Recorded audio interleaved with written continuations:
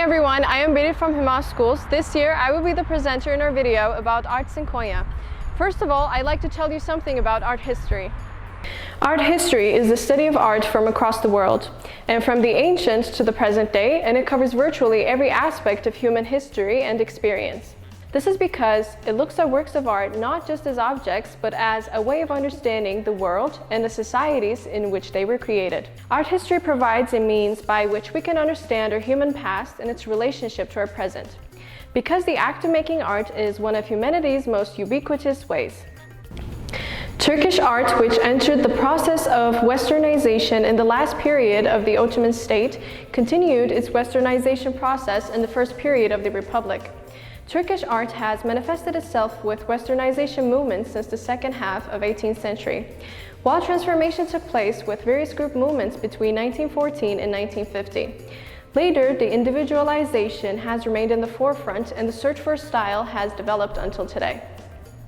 Distinct styles, expressions, and working methods in both Western art and in Western series of the Turkish painting have followed each other, and the language of our art painting has diversified. In this diversity, artists from every region have been brought up and served Turkish painting art in our country. Furthermore, Konya, which was the capital of Selçuk Empire and played a significant role in the Ottoman and the Republic period, also has raised qualified artists for our country.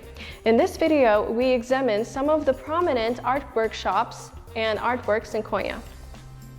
Konya Panorama Museum captivates historian art enthusiasts by showcasing the rich cultural heritage of the Anatolian Selçuk period. This museum uniquely reflects the historical and cultural fabric of Konya, providing visitors with an unforgettable experience. In Konya, where the history of pottery making spans back until the early Neolithic period, but this tradition is still sustained. Pottery, which continues in workshops in many different points, especially in Sille, Höyük and Beyşehir, reveals the transformation of soil into work of art by passing through various stages. You can gift many various products such as cups, casseroles and sherbet jugs made by the skillful hands of the masters to your loved ones. A picture is a poem without words. Konya played a vital role in metalworking and knife production during the Seljuk and Ottoman periods. Even during the Republican era, the bazaars in Konya continued to produce a variety of knives, including shearing, tying, cooking, and pocket knives, preserving the city's long-standing tradition of expert craftsmanship.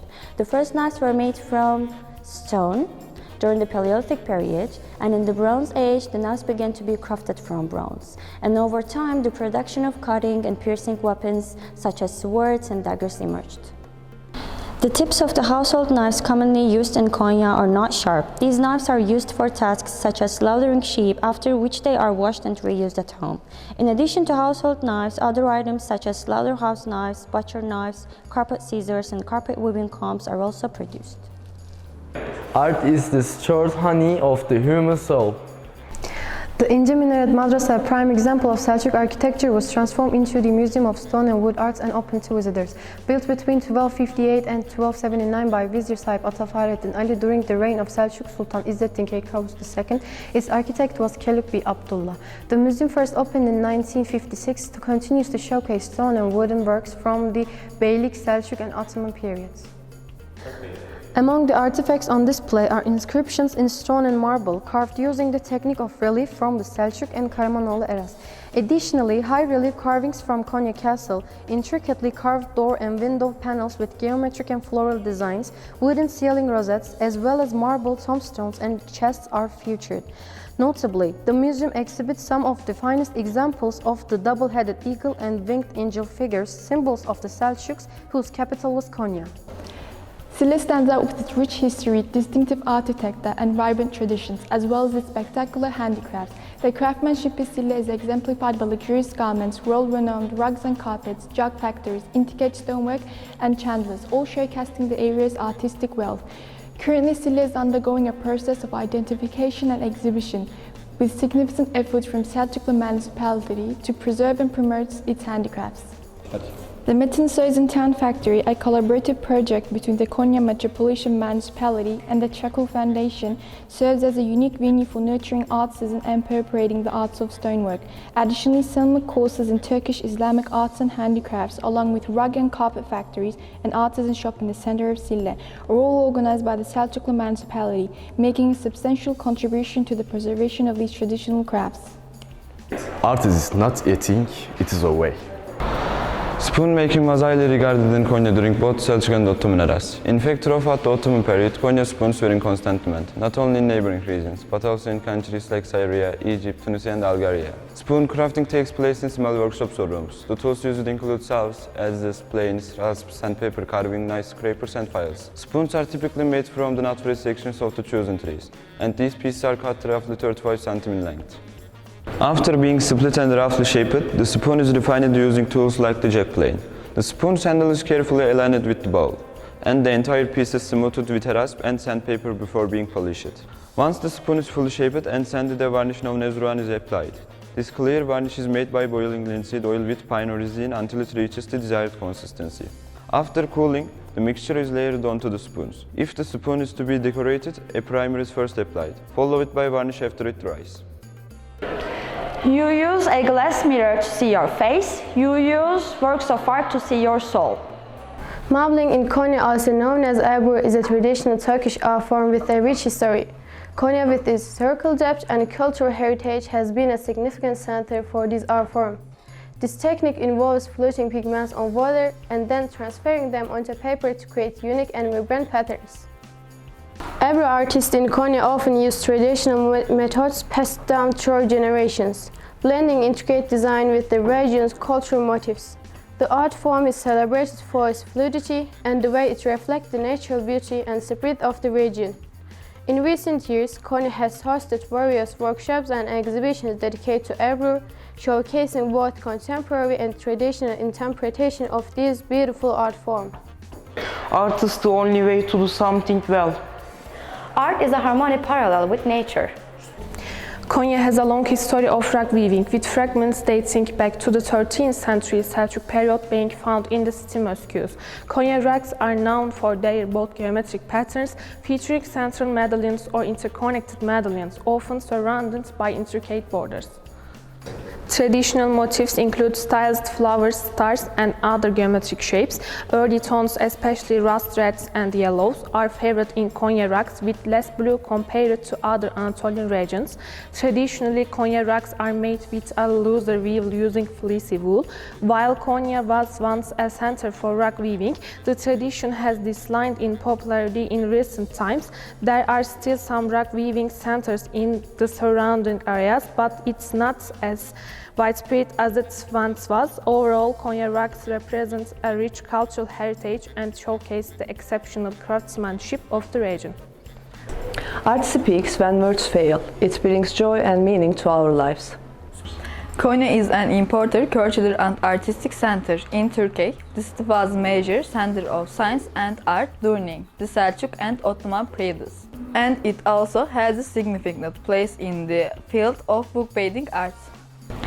Bookbinding is the process of producing a book sleeve or protective cover made of leather, cloth or wood to keep the pages of a book or magazine together or to prevent them from falling apart.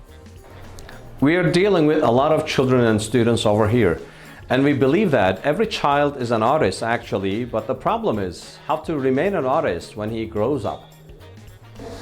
Konya is a city rich in history, culture and traditional handicrafts. As a former center of trade during the Ottoman Empire, Konya has been influenced by various cultures throughout its history.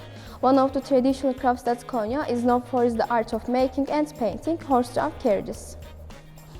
These carriages have a long history in Konya, dating back to before the Ottoman Empire. They were used in Konya before various types of carriages, such as those used in the palace for transportation and for services, were used in Istanbul. The object of art is to give life a shape. Tezip art is one of the sub-branches of book art, and it is the form of ornament applied on paper. The word tezip got its name from gold, which is its most important material. It is derived from the Arabic word zahab, which means gold, literally means the gilt. In addition to gold, traditional colors such as dark blue, Turkish red, ochre, Turkish blue, and bluish green were acquired from earth dyes in the past and from ready-made dyes in currently, were employed in the art of illumination. Throughout history, many colors are added to these colors. Some colors have emerged in response to their epochs and represent the qualities of that epoch. Illuminated works are called müzehep, male artists dealing with the illumination are called müzehip, and women are called müzehibe. In the past, the place where illuminated manuscripts were made was called nakashhane or nakışhane. Illumination's applications are mostly seen in religious manuscripts such as the Quran, Masnavian prayer books, Hilye Sharifs, Murakkas, stanzas, and on the margins of the calligraphy plates. Felt is a thick fabric obtained by attaching wool fibers to each other in a hot and wet environment, pressing and fusing. It can be used as a clothing as well as a floor mat. When we look at the history of Turkish art, we can see that embroidered and ornamented felt samples emerged from Central Asia. There are human figures and animal fight scenes on the felts, the oldest examples of which date back to the 2nd century BC, unearthed in the Pazorik and Noynola burial sites. Felting art has a prominent place in handicrafts. Throughout history, we have witnessed the existence of felt in every period. It also has a major place in our culture and literature. Felt is widely used in folk songs, riddles, and proverbs. Special wools are used in felt making. After the wool is washed and purified from the dirt inside, it is tufted. The tufted wool is laid out in equal amounts on a wicker mold. Embroidery can also be made if desired. In this ornamentation, pieces cut from colored felts are used. Then the herbal, geometric, or figured patterns are prepared. Wool is laid on it and collected in rolls. Hello Mr. Brekul, we have done a very interesting video about art in Konya this year. And I'm pretty sure you have something to say as well, since we all know how passionate and enthusiastic you are on this topic. Okay, art can communicate information, shape our everyday lives, make a social statement, and being for aesthetic beauty.